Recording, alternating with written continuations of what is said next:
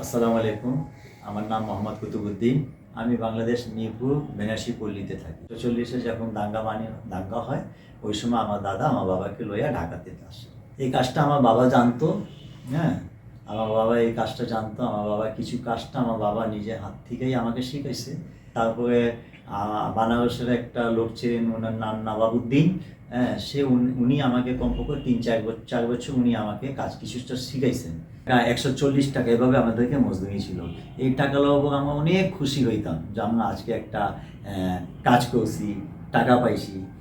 দ্বিতীয় কথা হলো যখন আমাদেরকে এই শাড়িটা দোকানে যাইতো, তো অনেক কথা হইতো যে এই শাড়িটা কে কে বানাইছে, নাম কি।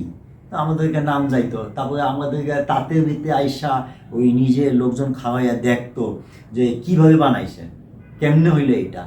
তো অনেক অনেক মানুষ অনেক খুশি হইতো, আমাদেরকে মাথা হাত দিত।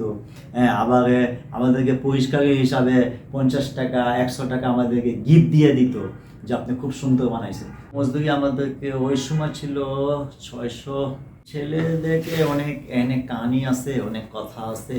অবশ্যই ছেলেদেরকে রাখলে অনেক ভালো হইতো, কিন্তু এখন কষ্ট ছাড়া তো আর কিছু বুঝি না। কষ্ট হইলো যে এই যখন এই কাজটা আমরা শিখছি, যখন একসময় আমি কারিগর ছিলাম, আমি নিজে অন্য জায়গায় কাজ করতাম, তো অনেক মজা ছিল। এখন আমি একজন নিজে ২-৪-১০টা তাঁত চালাই। ছেলেদেরকে এনে আনার কথা আছে। আমার দুইটাই ছেলে। একটা ছেলে, ছোট ছেলেকে আমি এখন এটা দিতে আমি চিন্তা ভাবনা করছি আনবো।